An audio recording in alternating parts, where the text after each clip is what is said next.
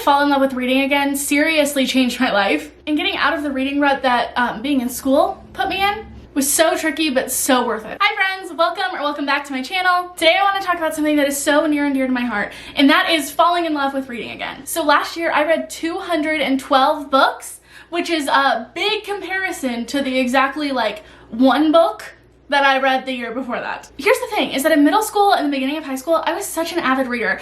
I would come home after like a day of school and somehow still manage to read an entire book in like a day after that. Reading was my way to escape from the world for a little while and to just cope with being alive and having to navigate the world. But then reading became a chore. There were so many assigned reading projects, reading classics by white guys that I didn't care about, and being forced to read books that just didn't resonate me that really sucked out my love of reading, and it took me a long time to find that love of reading again. And chances are, if you clicked on this video, you want to rediscover your love of reading too, or maybe you want to discover a love of reading for the first time. You've never loved reading. It's always felt like a chore. It's always felt like something that couldn't keep your attention, and you want to know, for all of these people who claim that reading is the most magical thing ever, where? So in today's video, we're going to talk about some of the books that I really feel like could be your entryway into learning to love reading. Before we get into my specific book recommendations, I want to put an emphasis on the fact that putting pressure on yourself to love reading is a surefire way to make sure that you do not love reading. Okay,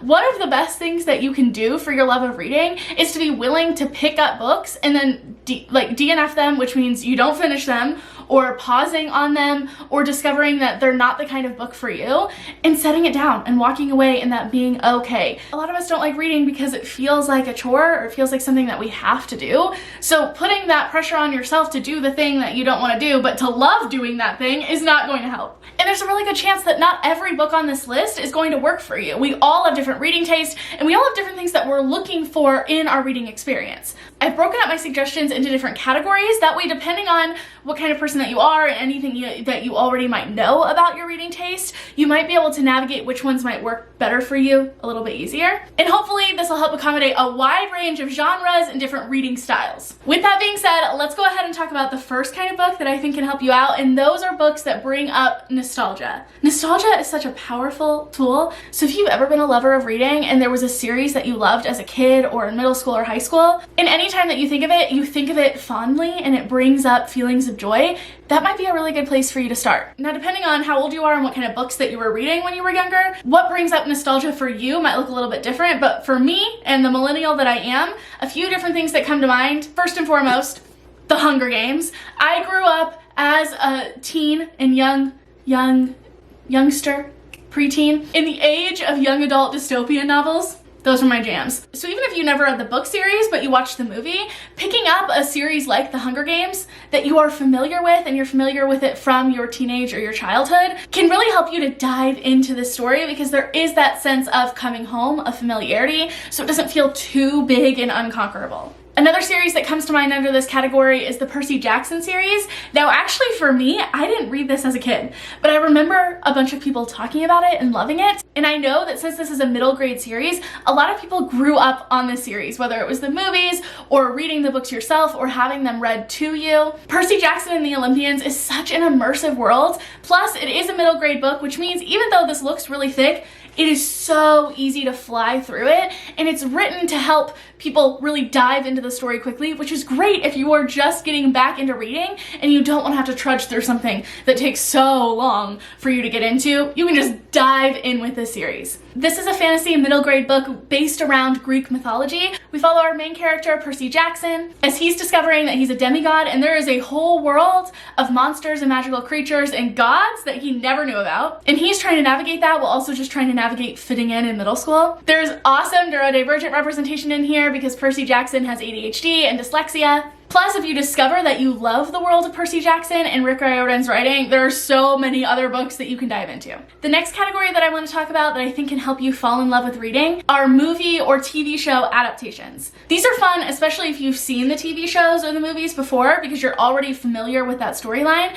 And I think that it's a lot of fun when you're diving into a book to see the comparisons and the contrast between what is talked about in the movie, where the storyline goes, and then what you're reading. But even if there's a book that has a movie movie or a TV show adaptation that you've never seen before, if it's something that people are talking about, it can be a lot more fun to dive into the book. Now, there are so many books that have been adapted that could fall under this category, but I'm gonna mention a few of my favorites. The first one is Gone Girl. If you've never seen the movie, definitely recommend reading this book. This was one of the first books that I read in college that I read for fun outside of having to read for school. And I remember staying up in college when I probably had like work and shit to do until like 5 a.m. finishing this book because it just sucked me in. Not only is this book a fast-paced thriller that has a plot twist that will just blow you away, but knowing that you have the movie to look forward to after you read it just makes it so much more fun. The next book I want to talk about, which I feel like is especially relevant right now because the next season is coming out here soon, is You by Caroline Kepnes. This is the book that the TV show You on Netflix is based off of, where we're following our main character Joe as he starts to develop an infatuation with Guinevere Beck, who walks into his bookstore one day. And when I tell you that this man will go to any lengths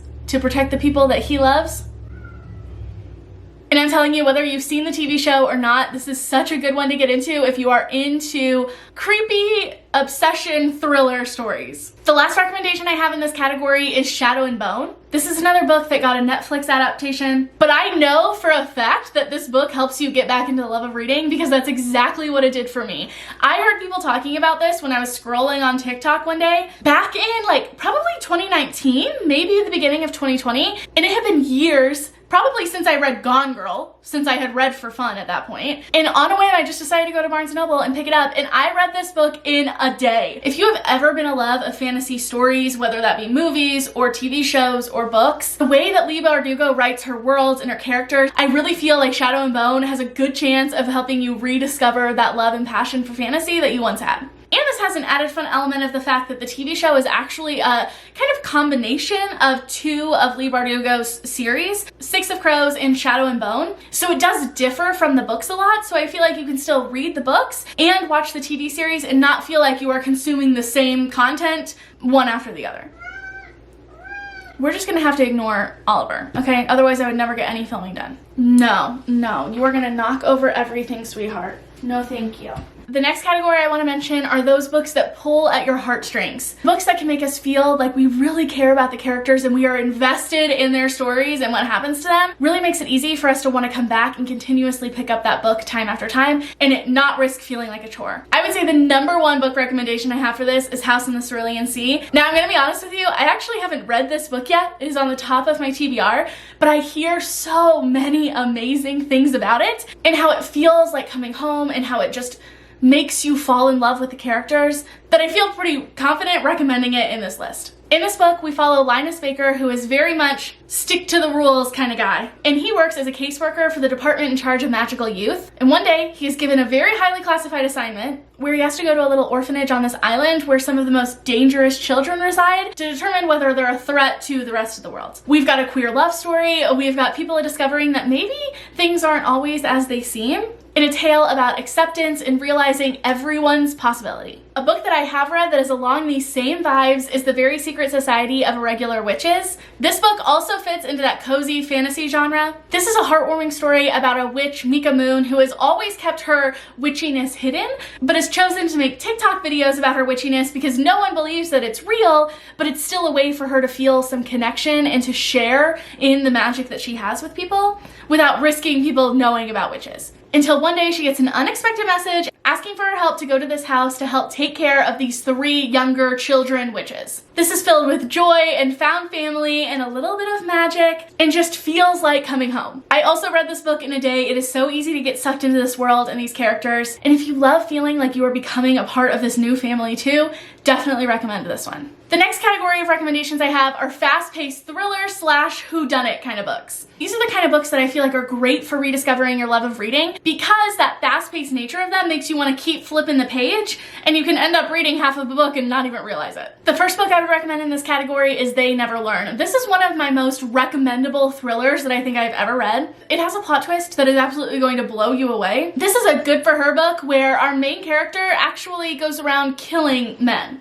But in a weird way, you're kind of rooting for her. Because killing these men is her twisted way of seeking justice in a world that rarely ever gives women the justice that they deserve. If you like the idea of a mystery thriller, but you need something a little more lighthearted than that one I just mentioned, Finley Donovan is Killing It is definitely one that I would recommend. This is kind of somewhere between a mystery thriller and a cozy mystery, and it almost reads like a TV show or a movie, which I think is really awesome, especially if you are new to reading or rediscovering your love of reading. Finley Donovan is a mom and a writer who is just trying to make ends meet by selling her next book. But when she meets in Panera with her literary agent talking about her next mystery thriller book, a woman in the booth next to her overhears her talking about the plot of this book and thinks that Finley is an assassin for hire. So she slips her a note and offers to hire her to kill her husband. From there, chaos just ensues and unravels. This book made me laugh out loud. Again, an amazing audiobook. I find that mystery thriller books are some of my favorite to listen to on audio.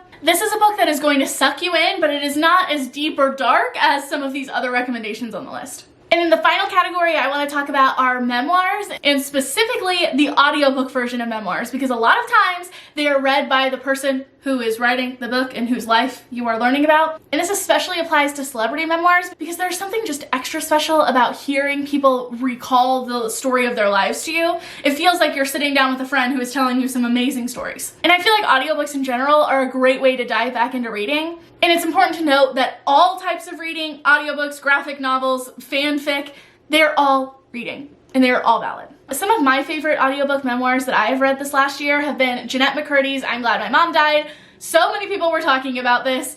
If you are a millennial or a zillennial, like I am on the cusp of Gen Z, a millennial, and you watched iCarly or Sam and Cat and you know who Jeanette McCurdy is, this is such a good book. It is real, it's raw. If you need them, definitely check the trigger warnings because there's a lot in this book, but the way that Jeanette has written this book and told her story makes it so obvious that she has a passion for writing and storytelling.